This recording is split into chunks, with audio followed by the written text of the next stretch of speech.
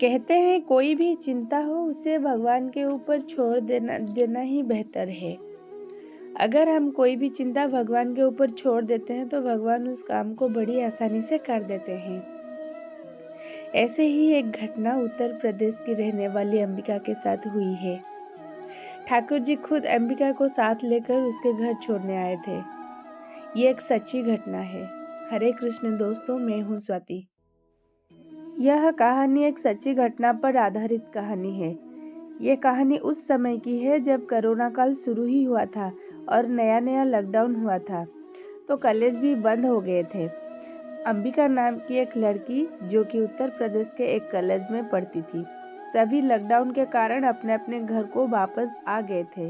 अंबिका ने सोचा अभी स्थिति ज़्यादा खराब तो नहीं है, बाद में मैं घर चली जाऊंगी। उसके मम्मी पापा ने उसे बुलाया पर वो नहीं मानी। मैं आ जाऊंगी, आप लोग फिक्र मत कीजिए, ये बात बोल के वो चुप रह गई। एक दिन अंबिका को तेज बुखार आ गया। अब वो घर से बाहर भी नहीं निकल सकती थी। उसे खाना देने वाला भी कोई नहीं था। उसने घर पर फ़ोन किए, मुझे बुखार है और मैं अकेली हूँ पापा।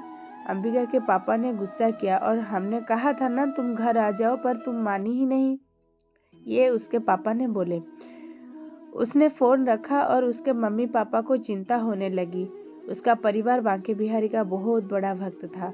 अंबिका के मम्मी पापा बांके बिहारी जी से प्रार्थना करने लगे, अब आप ही कुछ कीजिए।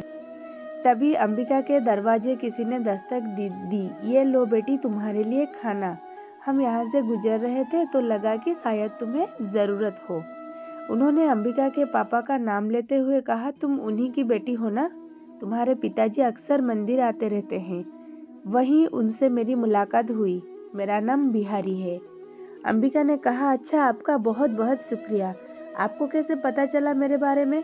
बिहारी जी ने कहा, मैं तो बस यहाँ से गुजर रहा था, मुझे लगा यहाँ किसी को मदद की ज़रूरत ना हो और वो तुम निकली।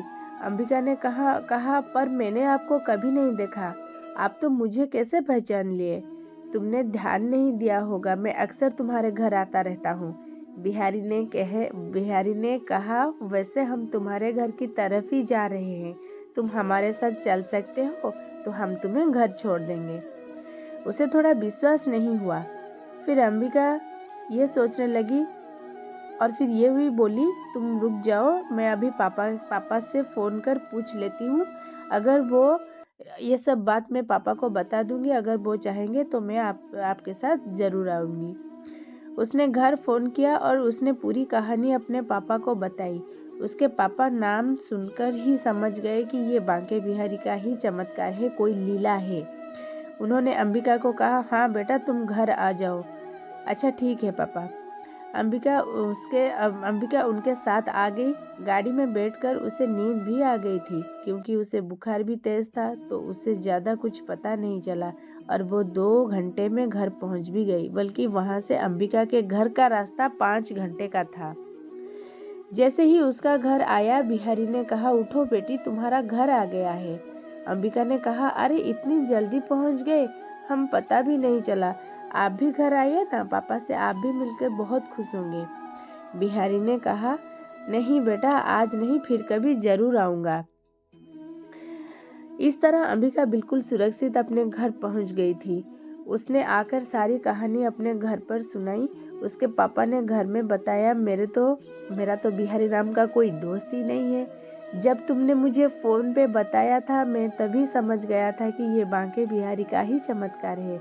तभी मैंने तुम्हें उनके साथ आने के लिए हाँ कह दिया। मैंने और तुम्हारी माँ ने प्रार्थना की थी उनसे, और ऐसा कभी हुआ नहीं कि उन्होंने हमारी मदद भी नहीं की हो। सच में अंबिका को अब यकीन हो गया था कि बांके बिहारी स्वयं उनकी मदद करने आए थे।